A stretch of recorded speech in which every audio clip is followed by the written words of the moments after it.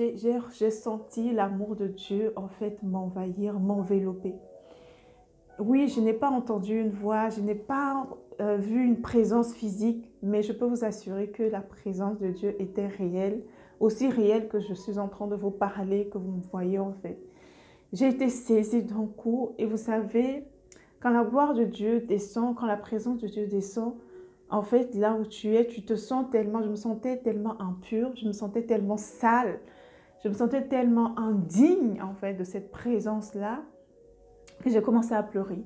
J'ai commencé à pleurer tous les larmes de mon corps, j'ai commencé à pleurer, je criais. Shalom, shalom la famille, bienvenue sur ma chaîne Donner Espoir TV, la chaîne par laquelle voilà, je te redonne l'espoir voilà, qui est Jésus-Christ. La chaîne par laquelle je te prouve tout simplement par A plus B que peu importe l'état de ton âme, peu importe l'état de ta vie actuelle, il est possible de repartir à zéro avec Jésus-Christ et d'avoir une vie restaurée, une vie qui va vraiment glorifier son nom. Donc voilà, on se retrouve encore aujourd'hui pour partager, voilà, pour vous partager la deuxième partie de mon témoignage. Ça fait 4 ans par la grâce de Dieu que j'ai commencé cette marche avec le Seigneur. Je suis comme un peu dans la Bible quand Job a dit que j'avais entendu parler de toi, mais maintenant mes yeux t'ont vu. Voilà, c'est exactement ce qui s'est passé dans ma vie. Je suis née dans une famille chrétienne, j'ai grandi dans une famille chrétienne, mais je n'avais pas encore fait cette rencontre personnelle avec le Seigneur Jésus qui allait transformer radicalement ma vie. Donc voilà, si tu n'as pas eu le temps d'écouter la première vidéo, je t'encourage vivement à aller la réécouter parce que dans cette première partie-là, je te fais un peu le contexte général de l'état dans lequel j'étais. Voilà. Et là, dans cette deuxième partie, je vais maintenant vous parler de façon concrète, comment j'ai fait, comment ma rencontre avec le Seigneur s'est passée. Voilà, dans les moindres détails, le Seigneur a utilisé des personnes vraiment pour me ramener à lui. Donc voilà, donc si tu es prêt, allez hop, c'est parti. Donc voilà, alors comme je disais dans la partie 1 du témoignage, donc voilà, j'étais vraiment dans un état chaotique, voilà, émotionnellement, spirituellement, voilà, j'étais dans une confusion, une dépression, mais vraiment totale, voilà. Et avec tout ça, ayant tout fait, je me suis retrouvée je me retrouve dans un pays où je ne connais pas forcément beaucoup de monde, très peu de monde. Et c'est dans un contexte dans lequel tu peux tomber facilement dans la prostitution, dans la consommation de stupéfiants. Mais je rends gloire au Seigneur parce qu'il m'a vraiment préservée de ça. Et par l'éducation de mes parents, je savais où je voulais aller également par la grâce de Dieu. Mais c'est vraiment la grâce de Dieu qui m'a gardée de tout cela. Dès ce jour arrivait à expiration bientôt, donc je n'avais pas d'autre choix en fait que je m'étais résignée tout simplement à repartir en fait dans mon pays. Mais il y avait toujours cette voix au fond de moi qui me disait que non, parce que il y a quelques années en arrière, j'ai vécu une situation qui était terrible pour moi. C'était vraiment une expérience horrible. Et si le Seigneur m'en donne la conviction, je le partagerai avec vous. Parce que ça fait partie aussi de mon histoire. Et donc, du coup, à cette époque-là, comme je disais, quand je suis arrivée en France, j'avais vraiment cette conviction qu'il y avait quelque chose de plus que, en fait, les études. Vraiment, il y avait quelque chose de plus que les études. Donc, du coup, mais vu que je n'avais pas de solution, j'étais face au mur, mon titre de séjour allait expirer bientôt, je me suis résignée, en fait, à repartir dans mon pays pour tenter ma chance à ce niveau-là. C'est là où j'étais en train de réfléchir et le lendemain, j'étais prête en fait le lendemain à appeler ma famille pour leur dire voilà, je vais rentrer. Et c'est là où je vais recevoir en fait un coup de fil en fait d'une amie. Elle se reconnaîtra, que Dieu te bénisse ma soeur, une soeur en Christ qui m'appelle et qui me dit Odile, je sais que tu as déjà pris ta décision de repartir. Mais j'aimerais que tu fasses quand même une dernière chose. Cherche Dieu encore et cherche-le vraiment de tout ton cœur et voilà. Donc, elle me donne des versets à méditer et elle m'encourage vraiment à vraiment chercher Dieu, vraiment. Bon, j'ai dit, bon, de toute façon, j'ai rien à perdre, j'ai tout fait, ça marche pas, donc j'ai rien à perdre. Et j'ai pris les versets qu'elle m'a donnés et j'ai décidé vraiment de me donner une discipline, en fait, vraiment pour chercher le Seigneur. J'ai pris ma Bible, je lisais, je lisais, je ne comprenais pas grand-chose, je ne comprenais pas beaucoup de choses, mais je lisais. Je priais, même si c'était que 5-10 minutes, mais je priais. Et j'ai commencé à chercher vraiment sur Internet, je commençais à chercher sur Internet, je cherchais sur YouTube, j'écoutais des enseignements. Et c'est là où je vais tomber sur la chaîne YouTube de l'évangéliste Josiane Azebazé de VTV.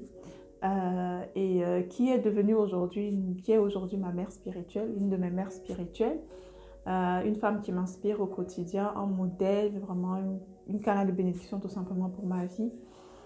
Et donc du coup, j'entends, elle parle de l'amour de Dieu, elle parle d'identité en Christ, elle parle de nouvelle naissance, mais c'est des termes, en fait, elle parle du Saint-Esprit, c'est des notions, en fait, que je n'avais pas, en fait. Et j'écoute, et puis à un moment donné, elle parle en fait d'une de ses formations qui est 8 semaines, qui s'appelle 8 semaines pour sortir de la frustration. Bon, j'ai décidé de m'inscrire en fait à la formation.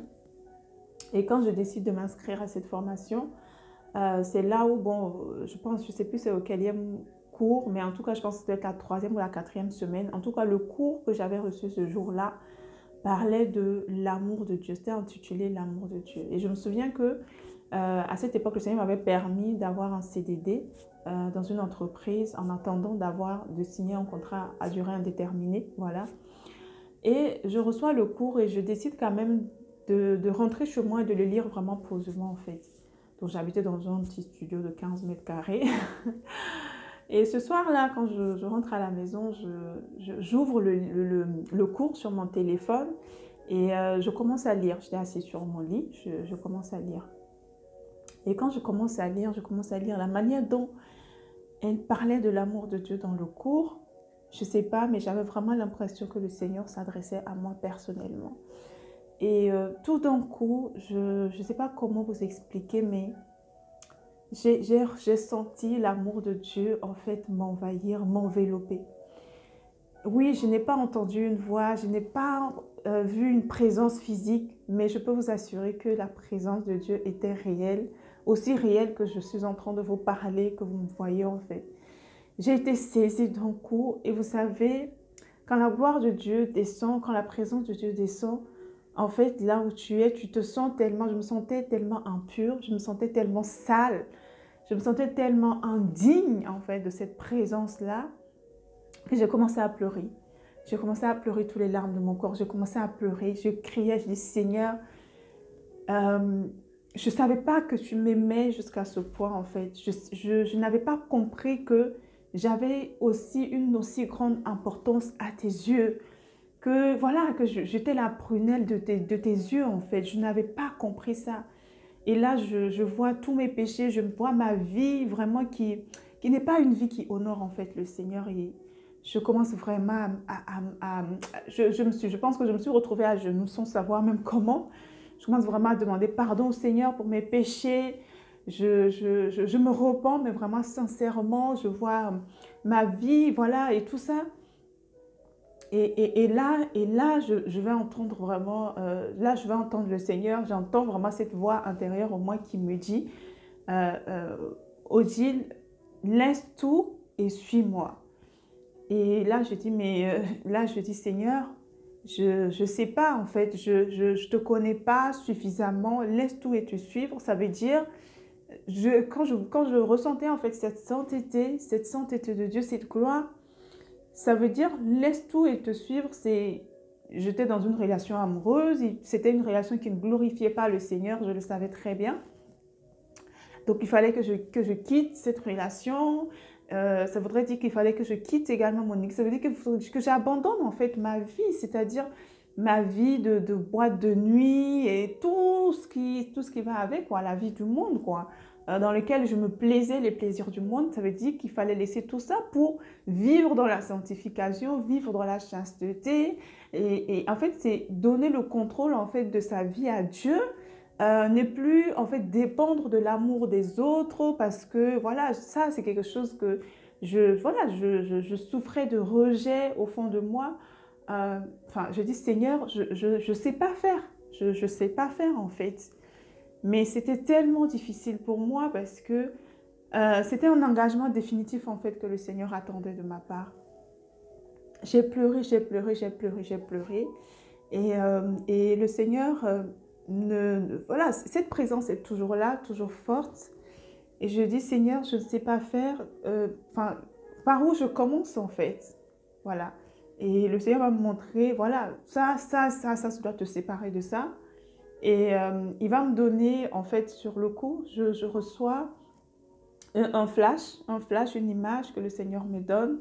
C'était comme une branche d'arbre, comme si moi j'étais accrochée en fait à la branche d'arbre. Et en bas de moi, il y avait vraiment un vide, on va dire comme un puits vide en fait. Et en fait, c'est comme si voilà, j'étais accrochée à cette branche d'arbre. Et le Seigneur me dit, laisse et fais-moi confiance, je vais te rattraper. Et là, bah, moi, je m'accroche parce que cette branche d'arbre, c'est ma vie que j'avais. C'est ma vie que j'avais avant, en fait, que le Seigneur me dit de lâcher et pour tomber, en fait, dans quelque chose, dans un vide, en fait, que je ne connais pas. Une autre vie que je ne sais pas comment ça va se passer, en fait. Et le Seigneur me dit, bah, tu dois lâcher. Tu dois lâcher. Et il me donne, en fait, un verset dans la parole de Dieu qui dit que c'est Jésus qui disait à ses disciples en disant que la personne je paraphrase, la personne qui va laisser sa famille, ses enfants, son mari, tout pour le suivre lui, non seulement il va recevoir tout ce qu'il a laissé, mais en plus de ça, il va recevoir la vie éternelle et bien évidemment avec des persécutions. Mais son amour a été plus fort que ma résistance. Et ce soir-là, j'ai pleuré. Je ne sais pas combien de temps j'ai passé là, mais je pense que ça n'avait plus aucune importance. J'ai dit oui Seigneur, j'abandonne tout pour te suivre. Je ne sais pas comment ça va se passer, mais j'ai essayé là-bas et j'ai vu que ça ne marche pas, que je ne suis pas heureuse, que je ne sais pas, que je n'arrive pas à trouver mon chemin en fait. Et, euh, et c'est là où bah, j'ai dit oui, j'ai dit oui. C'était un oui difficile quand même parce que je pleurais beaucoup, parce qu'il y avait la peur, il y avait j'appréhendais en fait cette nouvelle vie en fait en Christ. La chasteté, vivre dans la sanctification, voilà, prier et tout ça, et tout, et tout, et tout. Je dis, ah Seigneur, comment on fait pour vivre sans boîte de nuit? Comment on fait pour vivre sans, voilà quoi, sans avoir un petit ami, et tout ça, et tout ça. Mais le Seigneur a été tellement bon. Et voilà, c'est ce soir-là que le Seigneur a touché mon cœur. Et quand je me suis relevée de là, on m'a dit maintenant, tu n'auras que pour conseiller ta Bible et le Saint-Esprit. Et je vais t'apprendre à compter que sur moi. Je vais t'apprendre à dépendre de moi. Je vais t'apprendre, en fait, je vais t'aimer. Je vais remplir en fait le vide en fait émotionnel que tu cherchais à combler de relation en relation. Voilà, cette considération que tu attendais des hommes qui ne pouvaient pas te donner, moi, je vais te remplir en fait. Voilà. Donc, c'est là où vraiment tout a commencé. Et ce qui a suivi après est juste extraordinaire. Je vais juste, voilà, cette deuxième partie, je voulais vraiment vous raconter comment, donc c'est par des personnes. Et c'est à la suite de cela que voilà, du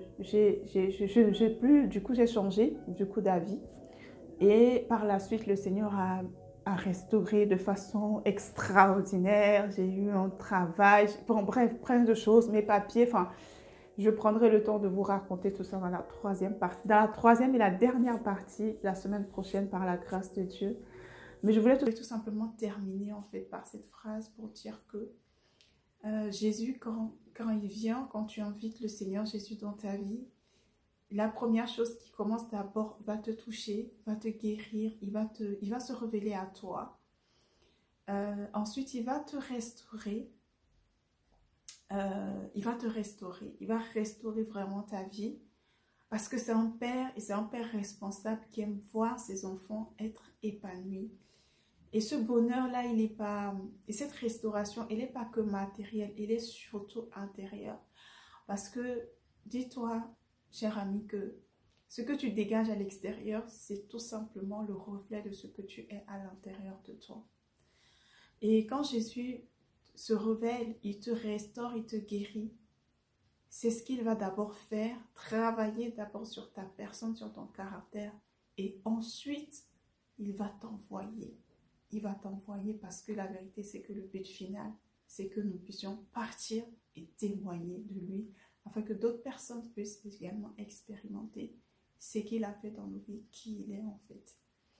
Donc voilà, j'ai déjà dépassé les 15 minutes. Je vais m'arrêter là pour cette deuxième partie. Donc tu as vu concrètement dans les mondes détails comment j'ai cherché le Seigneur. Je l'ai vraiment cherché. C'était là, j'avais vraiment pris la décision de le chercher. C'était vraiment un tournant décisif. Et je l'ai cherché jusqu'à le trouver. Et je l'ai trouvé. Et comme il promet que celui qui le cherche de tout son cœur, il se révèle à la personne. Le Seigneur est fidèle. Voilà les étapes par lesquelles je suis passée concrètement. Comment le Seigneur s'est révélé. Comment il a commencé vraiment ce travail. Et pour t'encourager, pour te dire que toi aussi tu peux, de là où tu es, prendre cette décision aujourd'hui de chercher sérieusement le Seigneur. Pas juste le chercher, mais de le chercher jusqu'à le trouver. Donc voilà, je vais m'arrêter là avec pour cette deuxième partie. Je te dis à la semaine prochaine pour la troisième et la dernière partie de mon témoignage. Voilà, merci d'avoir pris le temps de m'écouter. Partage cette vidéo, abonne-toi et je te dis à la semaine prochaine. Que Dieu te bénisse.